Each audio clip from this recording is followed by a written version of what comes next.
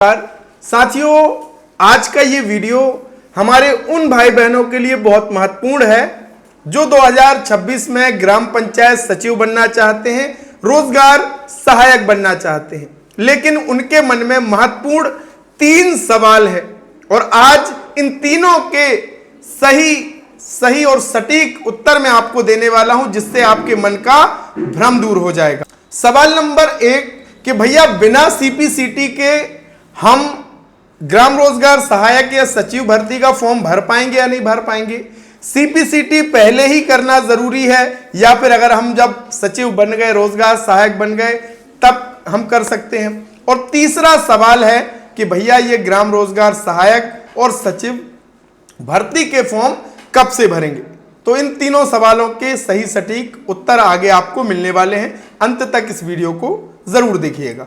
स्वागत है भैया आप सभी का आपके अपने YouTube चैनल MP रोजगार इन्फो में। मेरा नाम है अरुण लोधी और यहां पे हम बात करते हैं मध्य प्रदेश से जुड़ी हर एक सरकारी योजना, सरकारी वैकेंसी के विषय में। अगर आप किसी भी भर्ती या सरकारी स्कीम की जानकारी से वंचित नहीं होना चाहते तो तुरंत आपको क्या करना है, ये सब्सक्राइब का बटन है, इसे दबाना है और व्हाट्सएप आप चलाते हैं तो हमारे इस व्हाट्सएप चैनल को भी फॉलो कर लेना है। और हाँ, हमारा डिजिढूंढी इन्फो ऐप है जहां पे हम ऑनलाइन का काम सिखाते हैं, सीपीसीटी के कोर्स भी वहां पे मिलेंगे।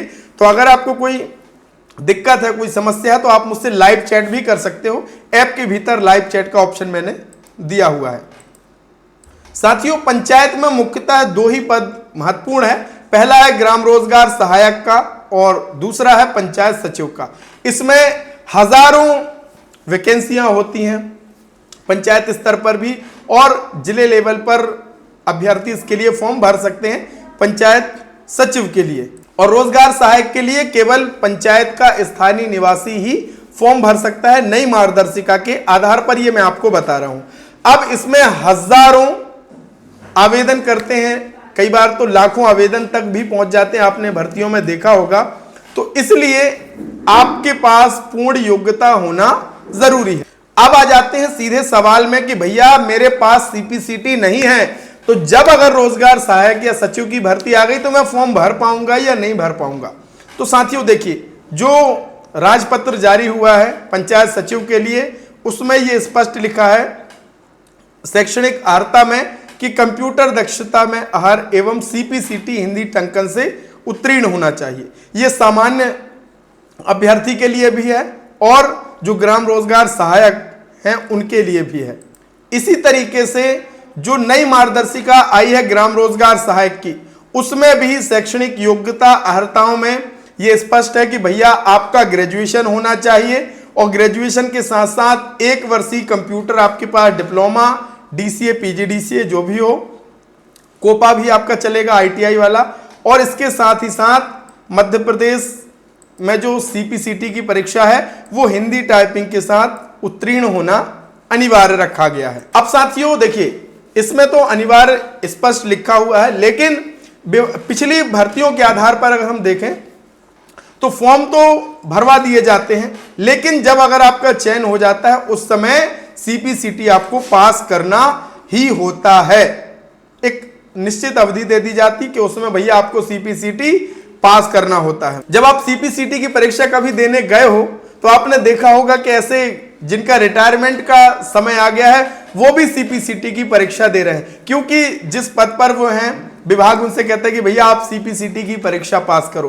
तो सेफ आपके लिए यह है कि भैया आप अभी से सीपीसीटी की परीक्षा पास कर लो अभी से, क्योंकि देखिए हो सकता है कि फॉर्म भरने में भी ये अनिवार्य कर दे। ये तो जब ईएसबी कर्मचारी चयन मंडल बोर्ड जब रूल बुक जारी करेगा तब यह सुनिश्चित होगा कि बगैर इसके फॉर्म भरेगा या नहीं भरेगा।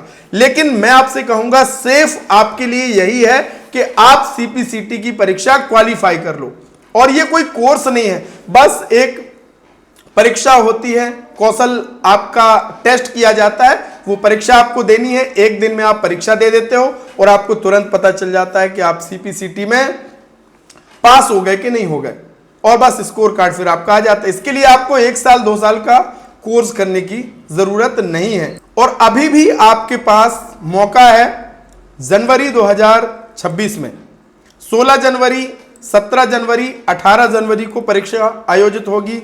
इसके साथ ही साथ मार्च में भी परीक्षा आयोजित होने वाली है। तो मैं आपसे कहूंगा कि जनवरी में ही आप इस सीपीसीटी की परीक्षा में बैठ जाइए। बहुत सारे भाई बहन कहते हैं कि तैयारी हम कैसे करें, तो देखिए इसके लिए आपकी सही रणनीति होना बहुत ही जरूरी है। और मैंने सीपीसीटी की परीक्षा को पास किया है, तो उसी रणनीति के आधार पर मैंने सीपीसीटी के नोट्स तैयार किए हैं हिंदी में। अब ये आपको मिल जाएंगे हमारे डिजी इन्फो ऐप के भीतर। यहाँ पे सीपीसीटी का ये पूरा कोर्स आपको मिलेगा। कंटेंट में आप आ जाना, तो यहाँ पे आपको हिंदी इंग्लिश टाइपिंग कैसे करनी वो सारी चीजें भी मैंने डिस्कस करी हैं। और इसके साथ ही साथ पूरा मटेरियल आपको सिलेबस के आधार पर नोट्स के रूप में मिलता है, जिसमें आप कम पढ़ करके भी एग्जाम को आसानी से क्वालिफाई कर सकते हैं। अगर आपको ये करना है तो गेट दिस कोर्स पे क्लिक करना, अपना नाम मोबाइल नंबर डाल करके इस कोर्स को एक्सेस आप कर सकते हैं, अपने मोबाइल में कभी भी पढ़ सकते हैं। तो अब ये अंतिम सवाल है कि भैया इसके फॉर्म कब भरेंगे, ग्राम रोजगार सहायक सचिव भर्ती के फॉर्म कब भरेंगे।